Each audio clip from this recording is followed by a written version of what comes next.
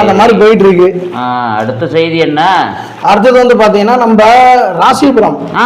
ராசிபுரத்துக்கு என்னப்பாச்சு? ஆனா ராசிபுரத்துல நம்ம இந்திரா நகர், இந்திரா காலனின்னு நினைக்கிறேன், இந்திரா நகர் இந்திரா காலனி.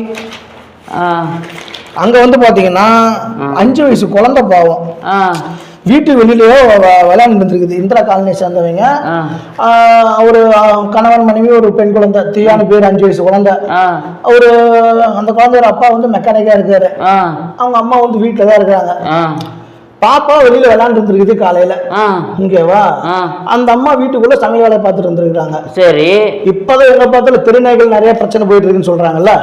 எல்லா ஊர்ல இப்ப நான் கூட நேற்று வண்டியில போனேன், திடீர்னு 2 நாய் சண்டை போட்டு நாய் உள்ள முன்னாடி வந்து வீட்டுல விழுந்துருச்சு. நல்ல வேலை பிரேக் அடிச்சு நான் நிறுத்திக்கிட்டேன், இல்லைன்னா அவ்வளவுதான் பின்னாடி வந்து நம்ம விட வந்துட்டாரு. நல்ல வேலை அவரு பிரேக் போட்டுக்கிட்டாரு. பஸ் கிசு வந்தா நானும் பிக்கேரி விழுந்திருப்பேன். சரி, அப்ப அந்த குழந்தை விளையாண்டு இருந்திருக்குது. எங்க இருந்து வந்த அந்த நாயின்னு தெரியல, அந்த பாப்பாவை காதுல பிடிச்சு கடிச்சு காது அப்படியே ஃபுல்லா இது வரையும் கடிச்சு எடுத்துருச்சு. குழந்தையோட சத்தத்தை கேட்டெல்லாம் வீட்டு பக்கத்துல இருந்தவங்க வீட்டுக்குள்ள இருந்த அம்மா எல்லாம் ஓடி வந்து அந்த ஆயை அடிச்சு துரத்தி விட்டுட்டு குழந்தைய தூக்கிட்டு அங்க இங்க ராசிபுரத்துல இருக்கிற ஒரு தனியார் ஆஸ்பத்திரிக்கு கொண்டு கூட்டிட்டு போயிருக்காங்க. கூட்டிட்டு போறப்பே அவங்க அப்பாவுக்கு போன் பண்ணி சொல்லிட்டாங்க, இந்த மாதிரி ஆஸ்பத்திரி கூட்டிட்டு போறோம், இந்த ஆஸ்பத்திரி கூட்டிட்டு போறோம், சீக்கிரம் வந்துருங்க அப்படின்ட்டு. உடனே அந்த தனியார் ஆஸ்பத்திரி என்ன பண்ணிருக்காங்க, முதல் உதவி சிகிச்சை ஓகேவா செஞ்சு, இது வந்து சப்போஸ் அந்த நாய் வெறி நாய் கூட இருக்கலாம், ஏன்னா காதை கடிச்சிருச்சு, வெரிகோஸ் நோய் ஏதாவது வந்துட போகுது, அதனால நீங்க உடனே வந்து சேலம் தலைமை மருத்துவமனைக்கு கொண்டு போனீங்கன்னா அங்க எல்லா வைத்தியம் பண்ணிடுவாங்க. அரசு மருத்துவமனையில் மட்டும்தான் எல்லாத்துக்குமே மருந்து இருக்கு. நாய்க்கடி மருந்துனாலே நம்ம அரசு மருத்துவமனை தான். ஆமா, பாம்பு கடிச்சாலும் சரி அதெல்லாம் சரி அரசு மருத்துவமனைக்கு போனாதான் நல்லா இருக்கும். உடனே ஆம்புலன்ஸ் வச்சு அங்க அனுப்பிச்சு விட்டாங்க. இப்ப குழந்தை அங்கதான் தீவிர சிகிச்சையில் இருக்காங்க. பாவம், இந்த நாய்க்கு ஒரு வழி பண்ண மாட்டேங்கிறாங்க. என்ன பண்றதுன்னு தெரியல. இப்ப கவர்மெண்ட் வந்து நிறைய ஸ்டெப் எடுக்குது. என்னங்க இப்போ நகராட்சி எடுக்க வேண்டிய ஸ்டெப் எல்லாத்துக்குமாங்க ஒரு முதலமைச்சர் வந்து இங்க உட்காந்துட்டு இருக்க முடியும்?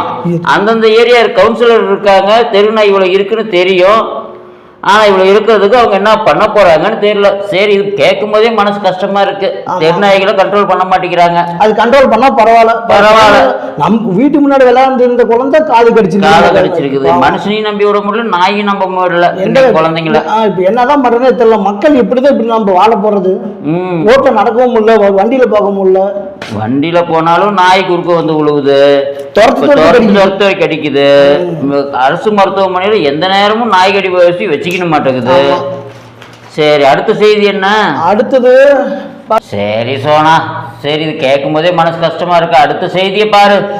அடுத்தது பாத்தீங்கன்னா கரூர்ல ஒரு 34 பவுன் ஒரு வீட்டுக்குள்ள பூந்து ஆட்டையை போட்டானுங்க திருடனுங்க. 34 பவுன்? ஆமா, டாக்டர் வீடு இத்தனைக்கும். கரூர் மாவட்டத்துல புகழூர் நகராட்சி ஓகேங்களா, புகழூர் நகராட்சியில சுந்தராம்பல் நகரை சேர்ந்தவங்க ஒரு டாக்டர் தம்பதி அங்க வச்சிருந்து அங்கதான் குடியிருக்காங்க. அவங்க 6ஆம் தேதி அன்னைக்கு 2 பேரும் தஞ்சாவூருக்கு ஒரு விசேஷத்துக்கு போறாங்க. சரி, ஓகேங்களா. போயிட்டு 8ஆம் தேதி தான் ரிட்டர்ன் வராங்க. வீட்டை பூட்டிட்டு போயிருக்காங்க. போயிட்டு விசேஷத்தை முடிச்சுட்டு 8ஆம் தேதி நைட்டு வீட்டுக்கு வராங்க. வந்து பார்த்தா வீட்டோட முன்கதவுலாம் திறந்து கிடக்குது, பூட்டெல்லாம் உடச்சி வச்சிருக்கிறாங்க. ஒரு 2 பேரும் வந்து இறங்கி பார்த்தோன்னு பக்கத்து போட்டு உள்ள போய் பார்த்தா பீரோ உடைச்சு உள்ள இருக்கிற நகை கிட்டத்தட்ட ஒரு 34 பவுன் தங்க நகை, ஒரு 10.5 கேரட் வைரம், இவ்வளவு வச்சிருந்திருக்காங்க பீரோல. அது இல்லாம ஒரு 1.5 லட்சம் பணம் கை செலவுக்கு வச்சிருப்பாங்க. சரி, அந்த கை செலவுக்கு அவனும் எடுத்துக்கிட்டு போயிட்டான். இது வந்து பாத்தீங்கன்னா டோட்டல் மதிப்பு 37 லட்சமா. அடேங்க அப்பா, இன்னைக்கு வீட்டுல ஒரு பவுன் நகை கூட வைக்க முடியாத அந்த சூழ்நிலையில் இருக்க இவங்க எதுக்கு இவ்வளவு நகையும் வைரமும் வச்சுட்டு போனாங்க? ஒரு பவுன் என்ன ரேட்டு? இப்ப 80,000 மேல போயிட்டு இருக்குது. ஆமா, அதுதான் சொல்றேன். 36 பவுன் போய் வீட்டுல வைக்கலாமா? லாக்கர் இருக்கு, லாக்கர்ல போய் வைக்கலாம். கணக்கு கொடுத்து நம்ம கவர்மெண்ட்ல கணக்கு கொடுத்து என் காசு இவ்வளவு இருக்குங்க அப்படின்னு சொல்லி லாக்கர்ல வச்சிருந்தா கூட அது சேஃபா இருந்திருக்குமே. இவ்வளவு வீட்டுல இருந்து எப்படி தெரிஞ்சிருக்கும் மத்தவங்களுக்கு, கொலகாரங்களுக்கு? ஏதோ இருக்கிறவங்க யாராவது ஒருத்தர் பார்த்துருப்பாங்க நகையை போட்டுட்டு போறதையும் நகையை போட்டு வர்றதையும். ஏதோ விஷயம் மினுக்கிறான்னு பேசி இருப்பாங்க, அதை எங்கேயோ காதல வாழ்ப்பாங்க. அப்புறம் என்ன ஆச்சு, பதட்டப்பட்டு போலீஸ் போன் பண்ணி போலீஸ் வந்து பார்த்து இது பண்ணிட்டாங்க.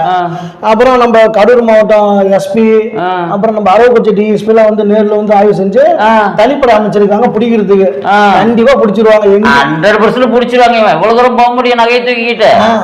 எங்க போய் ஒரு குண்டுமணி காமிச்சா கூட முடிஞ்சு போச்சு. அவ்வளவுதான், நம்ம போலீஸ் கண்டிப்பா எல்லாத்தையும் வந்து சீக்கிரமா பிடிச்சிருவாங்க. அதெல்லாம் இங்க கேமரா சுத்தி கேமரா இருக்குது, கேமராவை ட்ரேஸ் பண்ணாலே முடிஞ்சு போச்சு. இவங்க வீட்டுல வேணா கேமரா வைக்காம இருந்திருக்கலாம், ஆனா அங்க வச்சிருந்திருப்பாங்களா ரோட்ல, கண்டிப்பா இந்த கேமரா வச்சு பிடிச்சிடுவாங்க, கண்டிப்பா மாட்டிக்குவாங்க. ஆமா, ஏன்டா செஞ்சேன்னு வருத்தப்பட போறாங்க அவங்க. இப்ப வருத்தப்படுறாங்களோ இல்லையோ, இவனுங்களெல்லாம் வந்து வெளியவே விடக்கூடாதுன்றேன். இன்னைக்கெல்லாம் பேப்பரை பார்த்தாலே அதான் இது மாதிரி கொலை தான் நடந்துட்டு இருக்குது. ஏதோ ஒரு நல்ல செய்தி வரும்னு சொல்லி பார்த்தா கலவரம். அதுதான் என்ன நல்ல செய்தி இருக்குது? எல்லாம் மக்கள்கிட்ட நடக்கிறத இவங்க கொண்டு வந்து போடுறாங்க.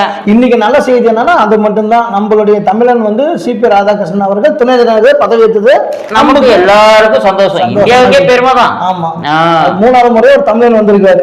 ஆமா, ஓகே, அவரு வந்து இந்த ஜனாதிபதியா வரதுக்கு நம்ம வாழ்த்துவோம். அவ்வளவுதான், வாழ்த்துக்கள் தான். சரிண்ணா, நான் கிளம்புற, ஆபீஸ் டைம் ஆச்சு. உங்களுக்கு பேசிட்டு டைம் போச்சு பாருங்க. நாங்க டைம் போச்சு, நாட்டுக்கு நல்ல விஷயத்த பேசி நாளை தெரிஞ்சுக்கிட்டோம்னா நமக்கு கொஞ்சம் அறிவு வரும், அதுக்குத்தான். சரி, வரட்டுங்களா? சரி, ஓகே.